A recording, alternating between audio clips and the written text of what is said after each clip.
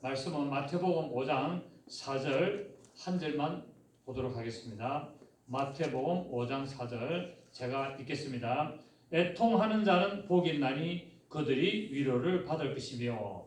자, 오늘 산상수훈 두 번째 애통하는 자의 복에 대해서 말씀을 우리가 한번 상고해 보겠습니다.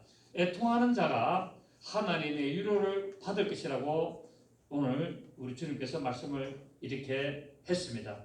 여기서 애통하는 자라는 것은 어떤 자가 애통하는 자인가를 우리가 알아야 되는데, 여기서 말하는 애통하는 자의 의미는 나의 가까운 가족, 나의 어떤 친척, 그리고 내가 가장 사랑하고 내가 가장 좋아하는 내 주위 사람이 죽었을 때, 그때 나타나는 아주 큰 슬픔을 지니고 울고 그렇게 힘들어하는 것을 애통하는 자라고 오늘 단어의 뜻을 말하고 있습니다. 그러니까 내 가족, 내 사랑하는 가족이 죽고, 또 내가 좋아하는 친구가 죽고, 또 내가 가장 가까운 사람들이 갑자기 죽게 됐을 때 그게 밀려오는 슬픔이 너무나 커가지고 감당할 수 없어가지고, 그래서 그냥 통곡을 하고 그렇게 우는 모습을 애통하는 자라고 말씀을 합니다.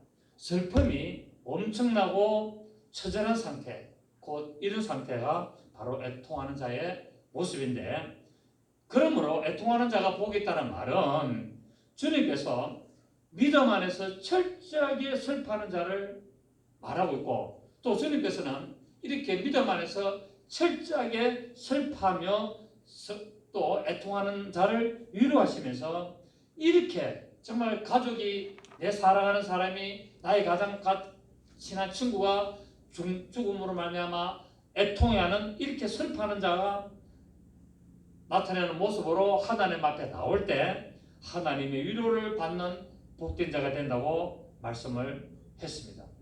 여러분, 그렇다고 해서 무조건 슬퍼한다고 다 복된 자입니까? 아니잖아요. 주님 앞에 나가지고 무조건 슬퍼한다, 그것 말하는 게 않습니다. 자, 그렇다면은 무엇 때문에 슬퍼해야 되고 또 어떤 문제 때문에 애통해야 되는가를 우리가 알아봐야 되는데, 바로 오늘날 교회 다니는 사람이, 예수를 믿는 사람이 이렇게 애통하는 자가 극히 드물다는 사실입니다. 여러분, 왜 애통해야 되느냐? 바로 죄 때문에 애통해야 된다고.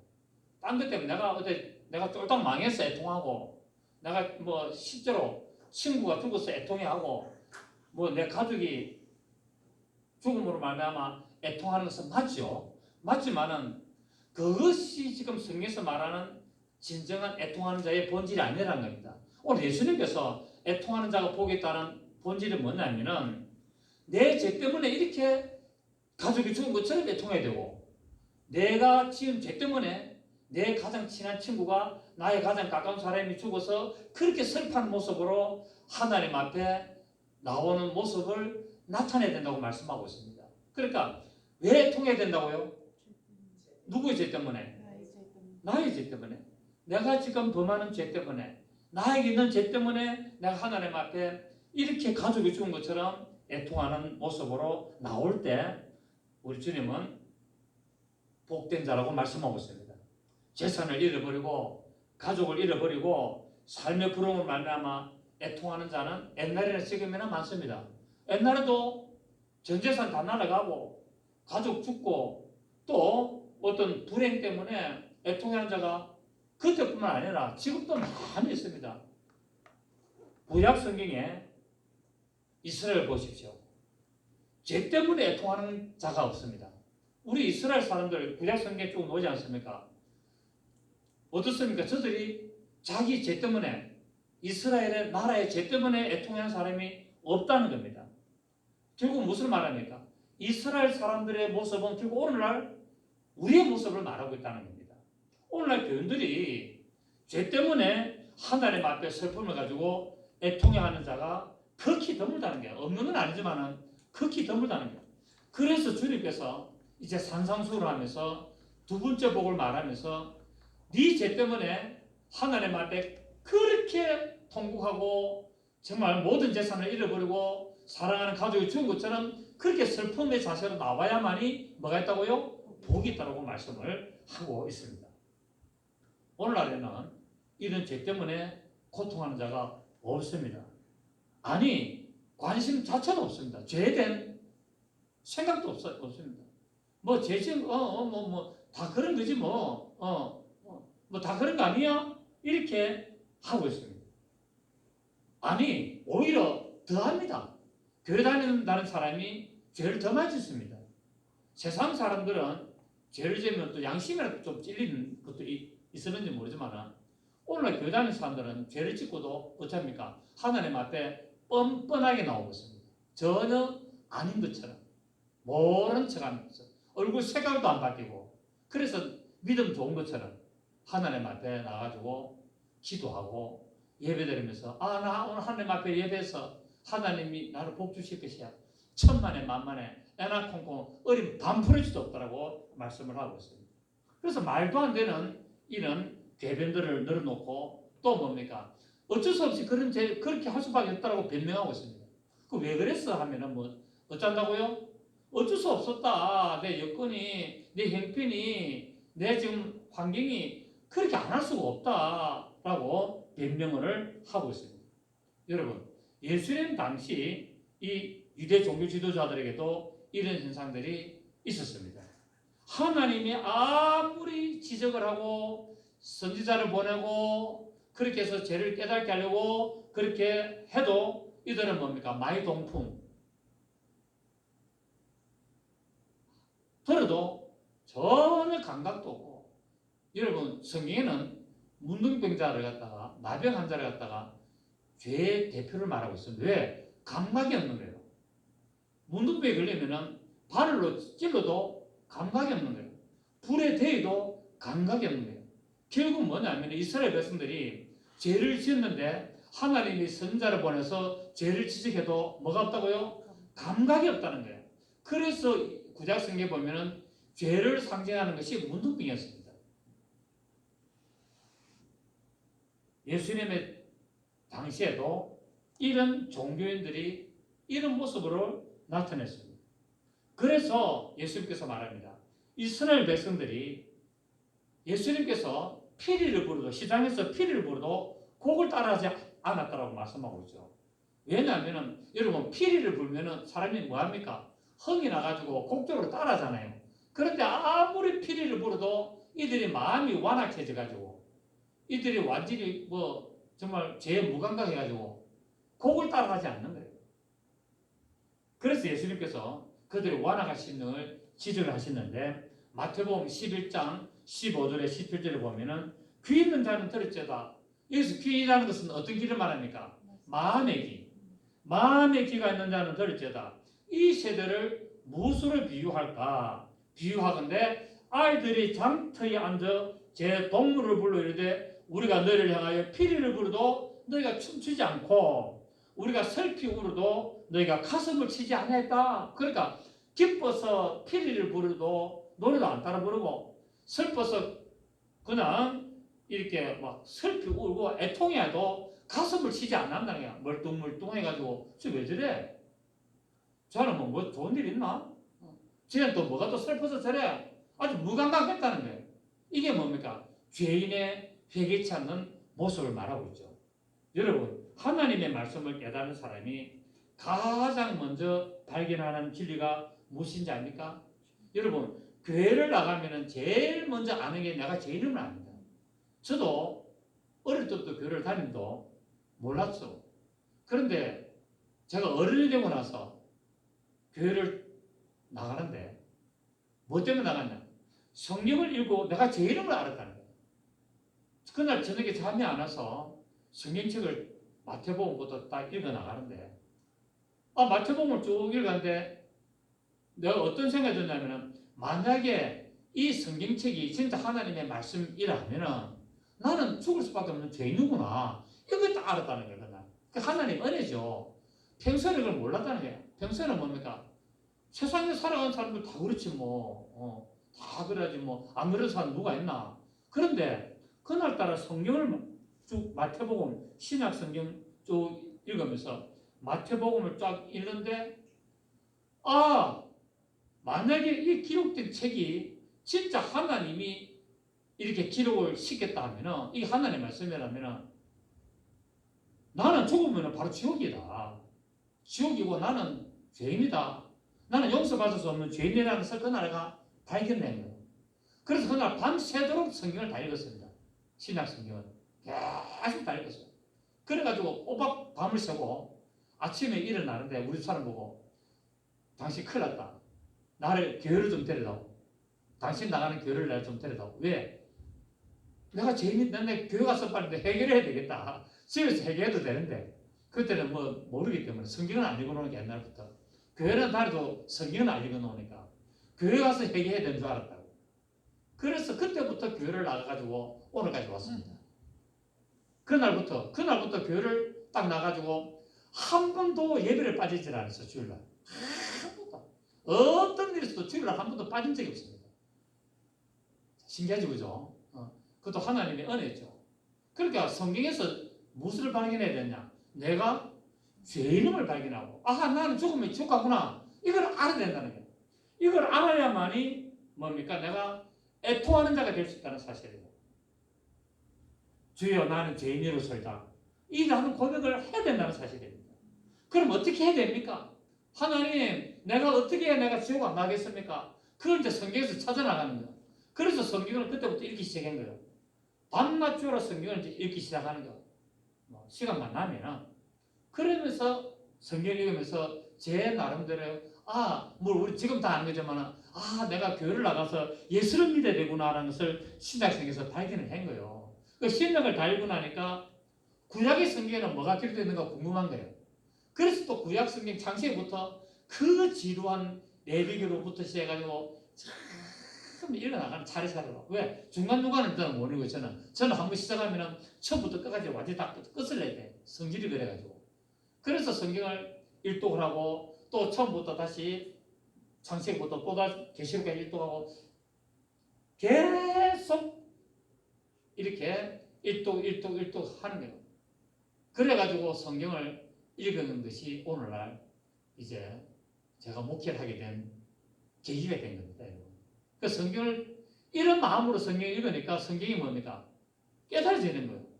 내가 죄인인데 난 죽으면 지옥 가는데 어떻게 하면 내가 구원을 받나? 이게 막 그냥 알고 싶어가지고 성경을 그냥 달달달달달 하는 거 그냥 밤낮 죄라 막 시간만 나면 볼 보다가도 시간만 나면 화장실에 가가지고 성경 보고 밥 먹을 때도 성경지 옆에 펴놔놓고 밥 먹으면서 보고 시간 아까워서 그렇게 했다고. 그게 결국 뭡니까? 오늘 애통하는 자가 복이 있다는 말은 내가 죄인임을 깨달아서 하나님 앞에 정말 뭡니까? 완전히 내 가슴을 치면서 통회하고 자복하는 심령으로 나오는 자가 복이 있다라고 예수님께서 말씀하고 있습니다. 결국 뭡니까? 내 삶이 하나님의 뜻대로 행하지 못했고 내가 죄가 좋아서 죄와 짝하고 살면서 내 마음대로 살아왔다라는 것을 이제 하나님 앞에 고백하는 겁니다. 그렇습니다. 하나님은 이처럼 죄를 무섭게 이기고 애통하는 자를 하나님은 귀하게 여기서 은혜를 주시고 복을 주신다고 말씀을 하고 있습니다.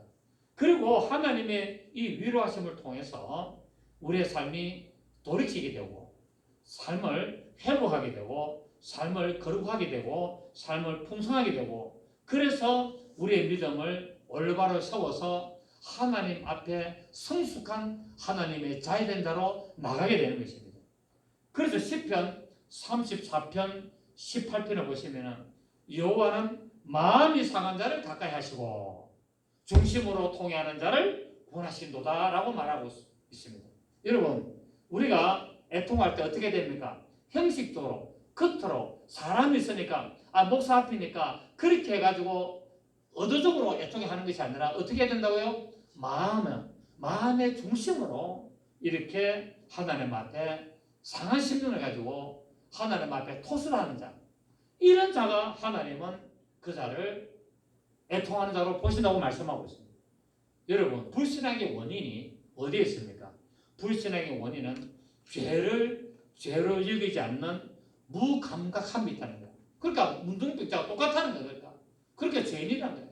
감각이 없다는 거예요. 인생의 모든 불행과 위기는 죄에 대해서 무감각함으로 말미암아 하나님으로부터 징계를 받기 때문에 그렇습니다. 그러니까 결국 뭡니까? 우리가 지금 문제가 있는 것은 하나님의 징계로 뭡니까? 그 모든 것을 지금 처리하는 과정이에요. 지금 다 처리하는, 내가 그동안에 살아왔던 삶이 잘못된 삶을 살은 것을 하나님께서 그거를 전부 다 뭡니까? 처리하는 기간을 우리가 주시는 거예요.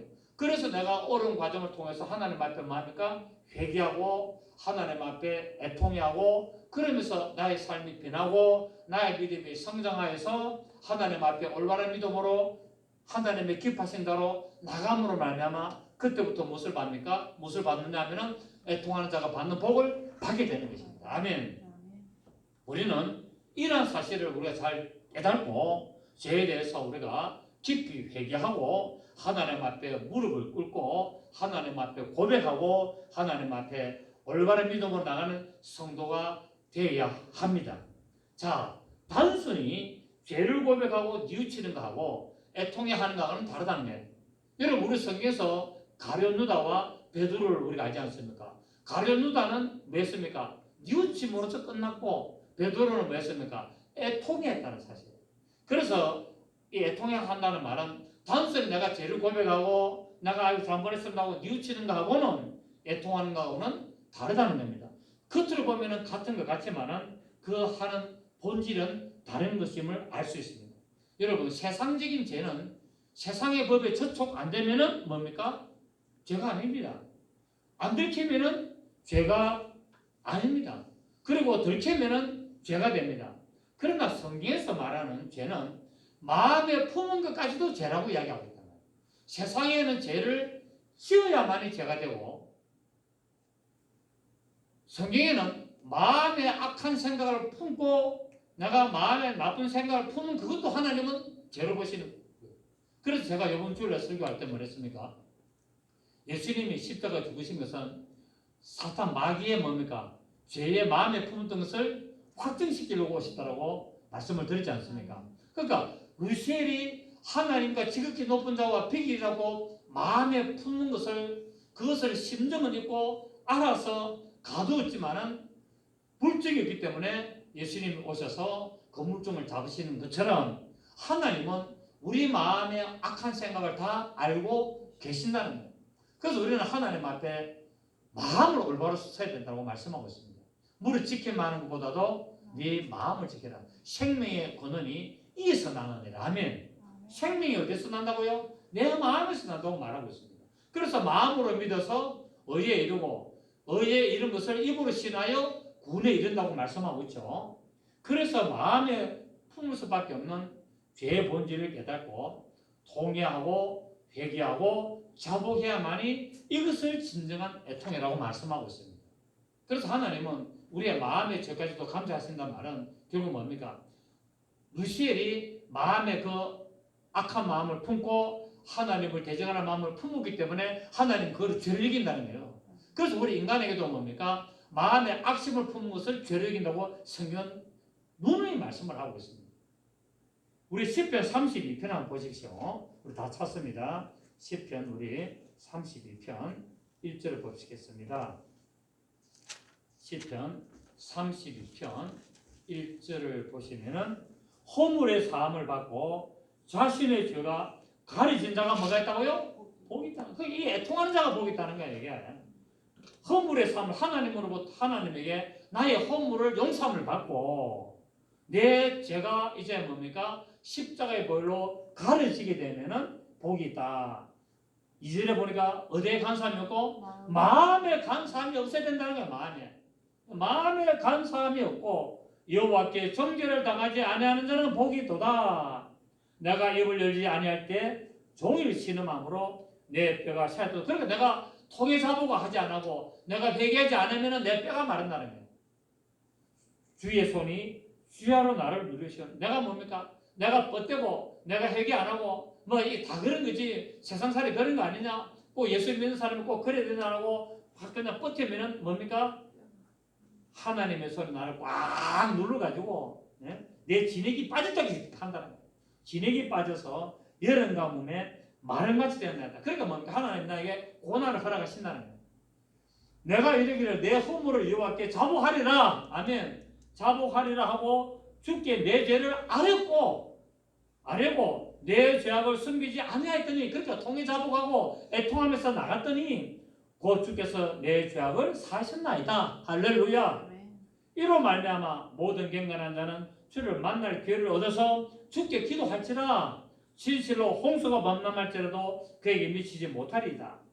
저는 나의 은신처오니 환난에서 나를 보호하시고 구원의 노래로 나를 들으시리다. 아멘. 11절에 보시면은 너희 의인들아 여호와를 기뻐하며 즐거워할지어다. 시작. 마음이 정직한 너희들아 다 즐거이 칠지어다. 그러니까 하나님 앞에 토설 하고 하나님 앞에 죄를 고백하고 하나님 앞에 애통하면서 나가니까 뭐가 됐습니까? 마음이 정직한 자가 된 거예요. 아멘. 그 하나님이 그때부터 뭡니까? 복을 주시고 하나님이 은혜를 베푸신 말미암아 우리의 마음이 기뻐하고 즐거워하게 되고 우리 인생의 삶이 변하게 되는 것을 말씀하고 있습니다.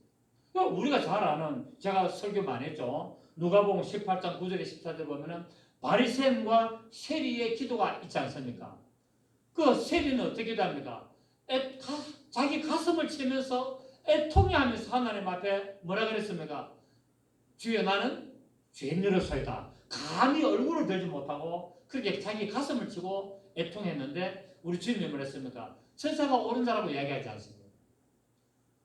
우리는 이런 애통하는 자가 되어야 될 줄 믿습니다.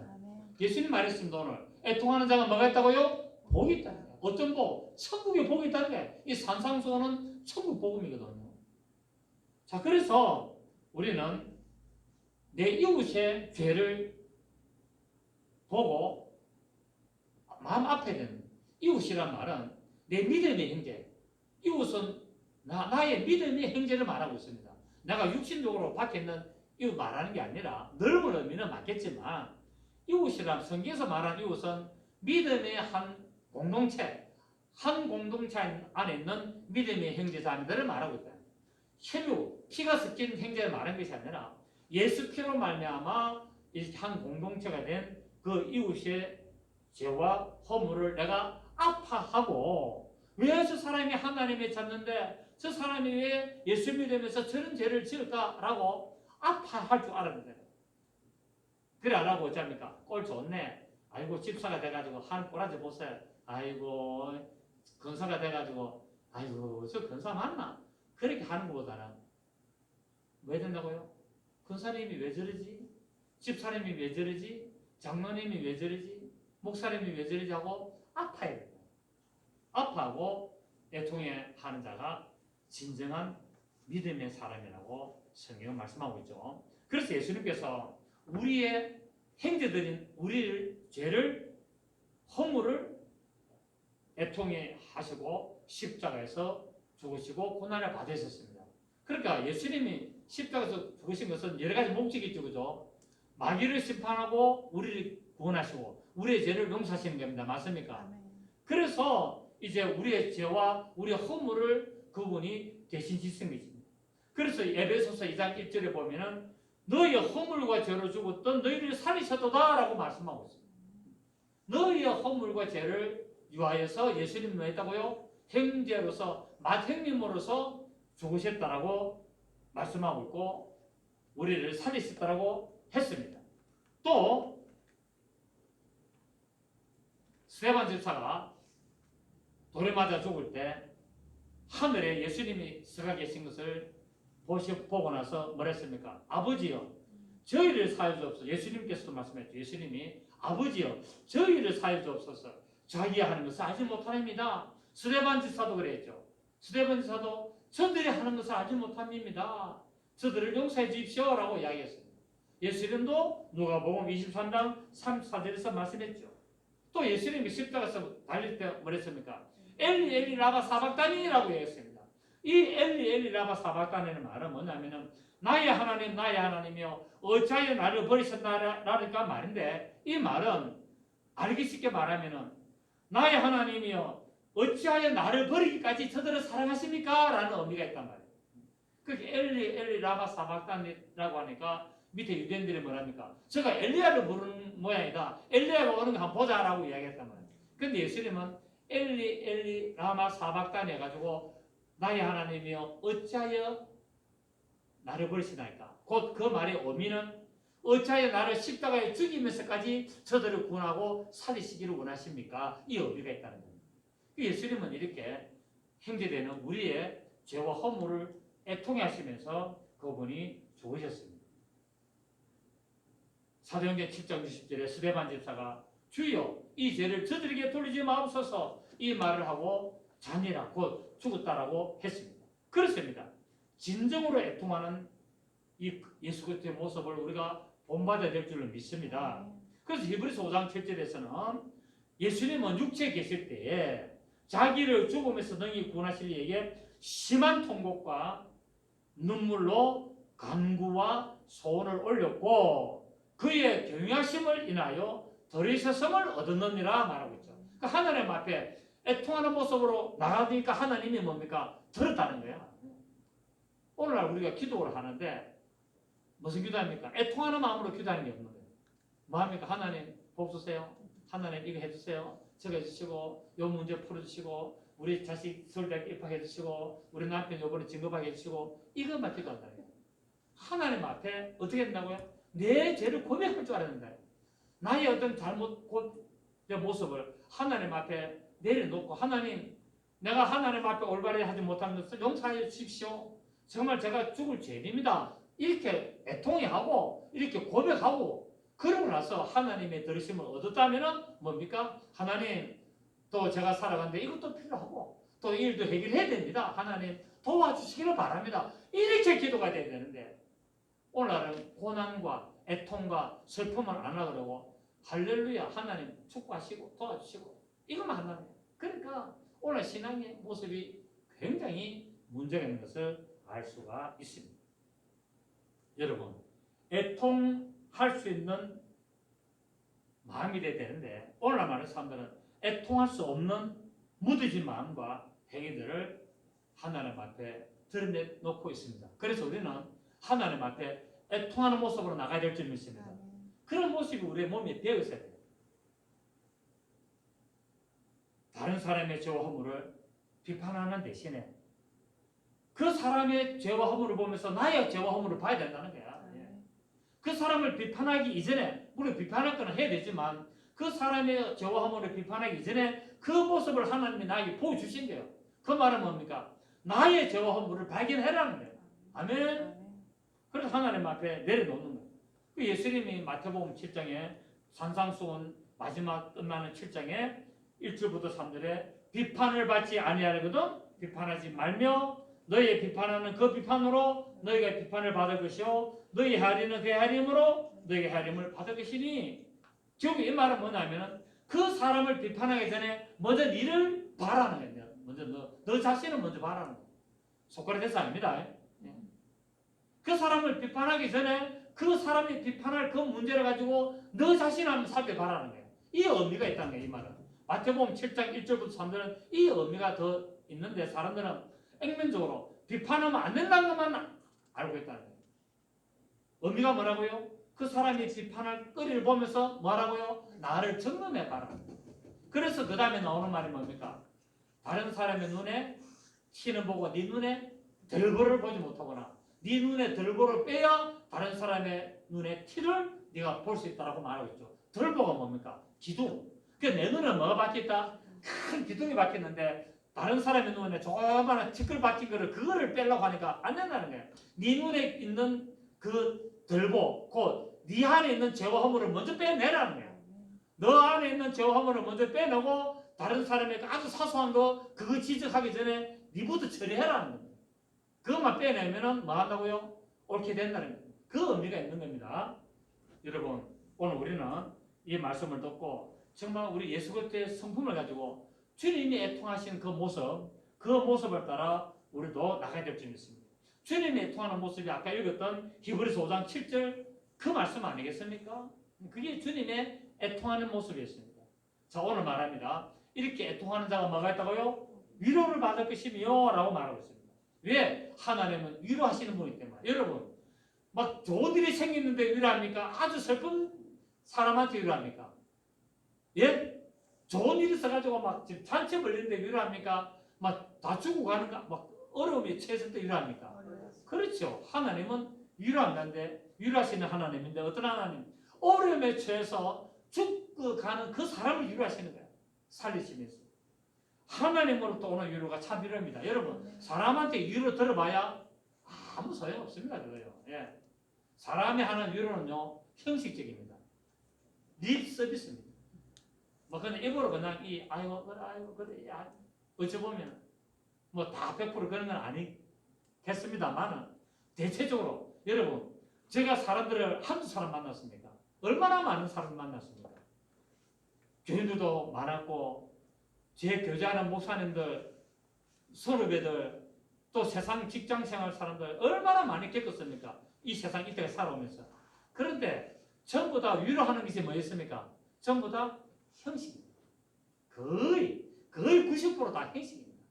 아무리 친한 목사님도 뭐 좀 나를 사랑하는 목사님 계시는데 그분은 나를 참 위로를 하지만은 그도 100%는 아닌 것 같아. 한 90%밖에 안 되는 것 같아. 내가 뭐 형님으로 모시는 분도 있습니다만 위로하죠. 힘들 때 이야기하면은 좀 위로해줘. 좀 진정으로 위로해줘. 다른 목사님들이 하는 거하고는 또 달라. 다른 사람들 하는 목사님들 보면은 뭡니까? 형식적이라. 보면 막 표정이나 말 자체도 다 형식적으로 김 목사님 안 됐습니다. 힘드시죠? 하지만은 내가 볼 게 딱 보이잖아요. 이거는 립 서비스구나. 그래도 아니면 한 20% 정도, 막 30% 정도. 근데 이분은 한 90% 정도로 유리해줘. 진짜 자기가 당하는 점 한데도 그것도 10%가 부족해. 그게 인간입니다, 여러분. 근데 우리 하나님은 어떻게 한다고요? 100% 위로하시는 하나님. 아멘. 하나님의 위로를 받아야 됩니다. 그 사람으로 오는 위로를 기대하지 마십시오. 사람으로 위로받으려고 하지 마시고 꿈 깨세요. 꿈 깨세요. 깨몽. 깨몽. 사람의 위로는 순간적이고 형식적인 것입니다. 그래서 하나님이 위로를 받았는데 고린도서 1장 4절에 보면은 우리의 모든 환난 중에서 우리를 위로하사 우리로 하여금 하나님께 받는 위로로서 모든 환난 중에 있는 자들을 능히 위로하게 하시는 이시로다. 하나님은 모든 환난 받는 자를 다 위로하시는 하나님이다 말이에요. 그래서 여러분 사람의 위로를 받아보십시오. 돌았으면 끝입니다. 돌았어요. 냉정합니다. 사람의 위로 냉정해요. 그거 절대 기대하지 마세요. 그리고 립 서비스 그거 들어가 뭐 하시려고? 하나님의 위로를 받아야 됩니다. 아멘. 말씀 보면서 기도하면서 하나님의 위로를 받으시길 바랍니다. 애통하는 자는 하나님의 기쁨과 위로가 있어야 됩니다. 그래야 진정한 하나님의 보상과 축복이 있게 됩니다. 시편 우리가 전도할 때 쓰는 말씀인데 시편 126편 5절 6절에 보면은 눈물을 흘리며 씨를 뿌린 자는 기쁨으로 거두리로다. 울며 씨를 뿌려 나간 자는 정녕 기쁨으로 그 단을 가지고 돌아오리라. 내가 이 세상에서 애통해하면서 내가 눈물을 흘리면서 내가 고난 가운데서 하나님의 말씀 붙들고 하나님 위하여 나가면은 반드시 뭐를 거두게 된다고요? 기쁨을 거두게 된다는 거예요. 왜? 하나님이 주셔야 된다는 거야. 하나님. 그러니까 저는 사람에게 의지 안 합니다. 저 아시잖아요. 제 사람 의지 합니까 안 합니까? 안 하잖아요. 제가 그 어려운 형편에서도 사람한테 손을 안 벌리잖아요. 제가 알아서 해결하지. 왜? 사람한테 손 벌려봐야 치사하게 되고요. 안 됩니다. 하나님이 역사를 해주셔야 돼요. 그래야 처리가 됩니다. 그러니까 다 착착 처리하잖아요. 싹 깨끗하게 한 방에 딱 처리 딱 하잖아요. 아멘. 지금도 저는 하나님 앞에 기도합니다. 하나님 나를 위로하시고 하나님이 나를 끌고 가시고 하나님이 나를 복을 주시야 됩니다. 라고 기도하고 있습니다. 그래서 제가 기도하고 있죠. 2024년 12월까지 내 통장에는 얼마가 들어올 것이다. 이거 계속 바라보면서 기도하고 있습니다. 하나님 앞에. 사람한테 이런 소리 해봐야 아무 의미 없습니다. 나는 날마다 잘 되는 자다 선포하고, 내 통장에는 날마다 돈이 들어오고 있고 이런 날이 반드시 온다, 시작된다라고 계속 지금 기도하고 있습니다. 여러분들 기도하시기 바랍니다. 이렇게 믿음으로 선포하고 기도하고 이렇게 하나님 앞에 나가면은 하나님 그 길을 열어주시는 거예요. 그렇게 하도록 인도하시는 겁니다. 지금은 안 되지만, 그런데 계속 꾸준하게 믿음으로 기도하면은 그렇게 하나님이 인도하신다는 사실입니다. 아멘. 여러분, 내가 나이 들어가지고 나가가지고 노가다를 하겠습니까? 내가 어디 뭐 경비를 하겠습니까? 내가 어디 주차장에 내가 뭡니까? 차 그 하는 사람 뭐라 그러지? 주차 관리를 하겠습니까? 내가 뭘 하겠습니까? 목회해야지. 그래서 하나님 앞에 하나님, 제가 나가지고 어디 뭐 식당에 불 피우는 일을 하겠습니까? 주차 관리를 하겠습니까? 노가다를 하겠습니까? 뭘 하겠습니까? 아무것도 못합니다. 하나님, 주의 말씀 전하는 복음 전하는 자가니까 하나님, 내 살아가는 일생 동안 하나님 내 통장에 돈 안 떨어지도록 해주십시오. 기도합니다. 그래야 됩니다. 아멘. 그러면 하나님이 지금은 어렵지만 뭡니까? 그렇게 되도록 길을 열어주시는 거예요. 어떤 일이 생길지 모릅니다. 사람은. 맞습니까? 사람은 내일 일을 우리가 몰라요. 그래서 내일 어떤 일이 싹 시작될지 모른다고요. 하나님이 한 번만 길만 딱 틀어주면 그때부터 풀리기 시작하는 겁니다. 갑자기 풀리는 게 아니지만 또 갑자기 풀릴 수도 있지만 방향만 틀어주면 어떻게 됩니까? 점점 열리기 시작하는 거예요. 아멘. 어느 사람이 갑자기 나를 도와줄 수가 있을 수도 있겠죠. 어떻게 합니까? 그러니까 우리는 뭡니까? 믿음으로 꾸준히 바라보며 기도해라는 거야. 아멘. 믿음으로 꾸준히 기도하고 하나님 앞에 애통하는 마음으로 기도해야 된단 말이에요. 아멘입니다. 이처럼 주님은 가난한 자와 병든 자를 위로하고 오셨습니다. 참된 위로라는 말은 병든 자는 남을 입어야 되고 가난한 자는 부유함이 있어야 되고 죄가 있는 자에게는 용서를 받아야 되는 겁니다.